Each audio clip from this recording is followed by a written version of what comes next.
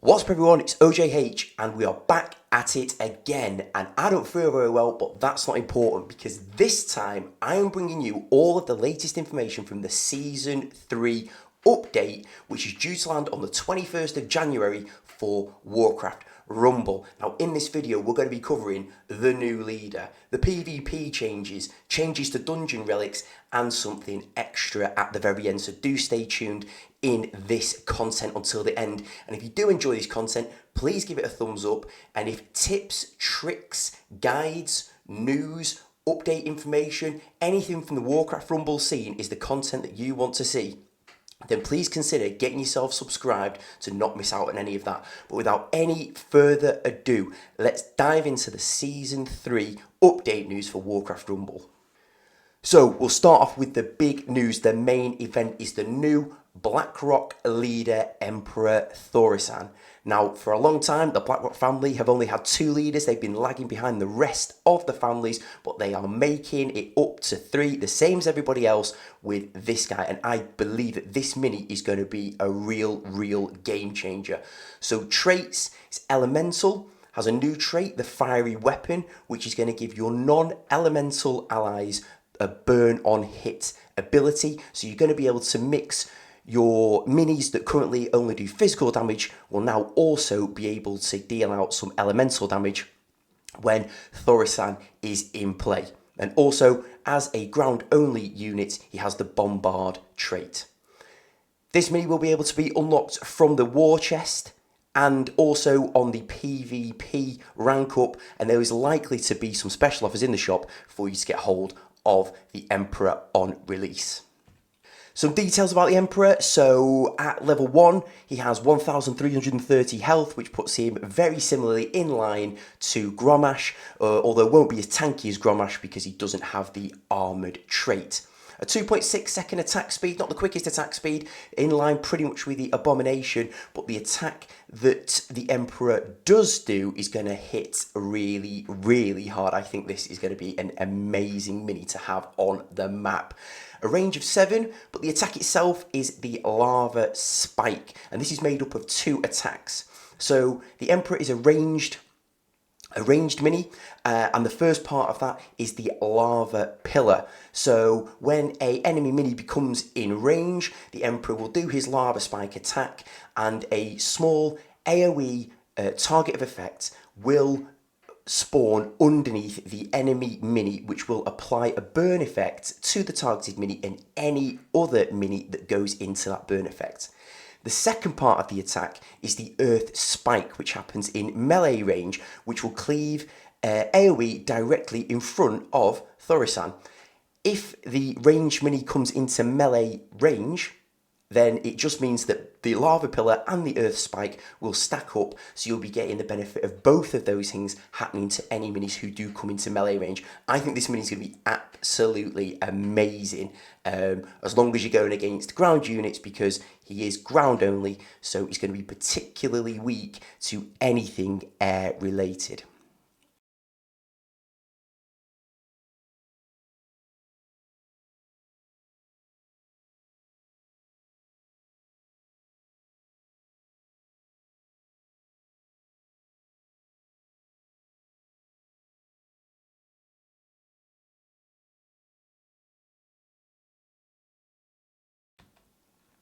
So his talents then, and again, I'm not really sure which is going to be the best one of these because I think all of them sound pretty good. So let me know in the comments if you have got one that you think sounds like it's going to be a standout talent.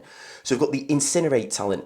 Incinerate will mean that Lava Spike's burn becomes permanent. So that is going to be a huge amount of damage that this guy will be able to give out. What that does mean though, as far as bosses and towers are concerned, is that actually it's just going to double the duration of a normal burn, so it'll go to 16 seconds, just to keep it fair, to basically stop you getting one hit on the boss early on and the boss having the burn effects for the duration of the fight. But still, I think that's going to be a really, really strong talent. You've got Hubris. So after playing Thaurissan, your next non-elemental mini will deploy with +2 levels. Again, I think that's going to be ridiculously strong in a lot of occasions. So that could definitely be a go-to. That could be the meta talent there. And then finally, you've got Moira's Wit, which is that nearby burning enemies will actually heal Thaurissan.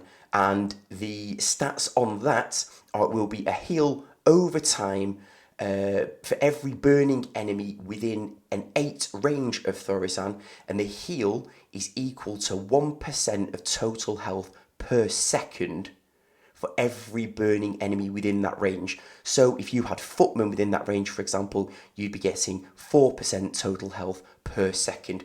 Again, for longevity, and I don't think that Emperor Thaurissan is going to be the tankiest of minis, but having this talent might just keep him on the map for that much longer, and obviously he has the ability to buff all your non-elemental minis to give them that burn effect as well, so this could be a really, really strong talent. There are PvP changes that are coming within Season 3 as well. One of the big changes is going to be that the map selection will now happen randomly at the start of each match. So a lot of the changes that we're going to be looking at for the PvP side of the game are designed to shake up the meta and give that variation to the game to keep it fresh, keep you interested, and give people the opportunity to trial out different styles of play in your matches that you have. And there is a new feature coming as well, which is called Enchants, which I'll go into now, which is going to replace the map slot when you open the PvP menu. A note on all these changes though is that these changes don't go live until the 24th of January, and as a reminder, the actual Season 3 will go live on the 21st of January. So the enchants then, the enchants are designed, I'll tell you exactly what we said about the enchants. The enchants are designed to evolve over the course of a PvP match to create a dynamic experience through the fight. So these are things that are going to possibly not affect the PvP fight at the very early stages, but as the fight goes on, the longer the fight goes on, the more of an influence these enchants are going to have on the fight itself. So there's 4 of them at the moment. The first one being that there is no enchant. It's just a good old-fashioned normal PvP matchup. The second one is called Collateral Damage. This is that towers deal 20% damage to their owner's barracks when destroyed, so back to your core. So on maps where there are 2 siege towers of yours, you lose both of them, you're going to be at just above half health on your main core already. So defending those siege towers initially is going to be really important, rather than losing them and then trying to win them back and then losing them again. You're just going to be taking extra damage to your core every time that happens. Thirdly, you've got Heroes Resolve. Leaders level up each time they are played, exactly the same as the trait that we have at the moment in the dungeons. Every time you play your leader, gains 1 level, so by the end of the fight, your leader can comfortably be 2, 3, 4 levels above the level that they entered the arena with. And finally, you've got Stonebind, which is towers will convert to a meeting stone when destroyed. So if you lose that tower, or if you gain that tower, it is now just a meeting stone. So that's the enchants. There are also changes to some of the modifiers that we know. So with the modifiers then, there are 4 of them. Some of them will look familiar to you, but we'll run through them all anyway. So a bit like the enchants, the first one is just a normal fight, clean fight, no changes, no nothing, exactly as you would expect. The second one, bounty hunts. So you earn bonus gold for every 5 enemies that you kill. So that could be really, really interesting if you're playing against an opponent who has a swarm deck, or is using a leader along the lines of Baron, that there's going to be extra enemy minis on the map for you to kill. Thirdly, First Strike. So troops deal 2 times damage on their first attack. And finally, Gold Rush. Passive gold income is doubled. So with the PvP changes, as I said earlier, the idea is to keep the meta fresh, keep the gameplay feeling new for you, and I think these changes are going to make the PvP scene a lot more appealing to players currently and new players joining the game. Next up, we've got new dungeon relics. We've all become familiar with the dungeon relics that we've got at the moment, and you look out for your favourites. There is 6 more being added to the game. You'll be able to pick out from these which ones you think are going to be the strongest, and there may be relics which are more appropriate in certain dungeons rather than others. So looking at them then, we've got the Bloodlust Epaulets. So minis who drop below 50% health will gain Bloodlust. That could be really interesting. Vanishing Powder. Minis cast a smoke bomb when they reach 50% health, stealthing nearby enemies. Very situational, but could be very, very strong. The Escape Potion, at 50% health, your minis blink and teleport backwards. This could be a huge, huge relic. If your damage dealing minis have become hit by enemy targets, the fact that they're going to blink backwards and get another 1 or 2 shots off could make a massive difference in the progress of your dungeon run.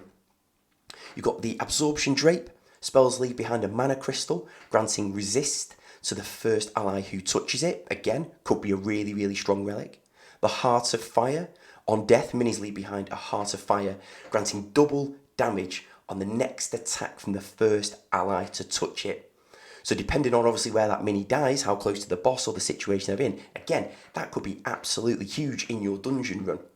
And then finally, you've got Soul Seeds. On death, minis leave behind a flower which heals the first ally that touches it. So if that was to be Emperor Thorazan, for example, that keeping him alive will be boosting all of the other non-elemental minis that are on the map. So that will have a significant knock-on effect. I think that the use cases for all of these minis is potentially endless, not quite endless, but you get what I mean. And they could have a dramatic impact on the success or not of your dungeon run. Finally, extra Season 3 features. 2 main things to talk about here. First and foremost, for those of you that are significantly better at PvP than I am, that are up in the 16,000 honour range or get to 16,000 honour, you'll be able to get this animated emote as a PvP reward. And for everybody else, if you can get your war chest to 20,000 points within your guild, then there is the new Judgment Tower skin that will be available in the guild war chest, and I think this skin looks absolutely amazing. Based on the Paladin tier set from World of Warcraft, you've got the tomes there with the sword on top, and then you've got the golden fist in the middle. I think these skins look absolutely amazing. I think this is going to make the game feel fresher just to look at. I love the cosmetics side of the house. All in all, so happy with these changes. So Season 3 is coming on the 21st of January. Personally, I can't wait. I think Emperor Thorazan is going to be an absolute monster. I think that the changes to the PvP are going to be welcomed. And I think that the dungeon relic changes, again, is going to just keep those dungeons feeling new, feeling fresh. You've got more options, more tactics that you can employ. So let me know what you think of these changes in the comments below, and I'll see you in the next one.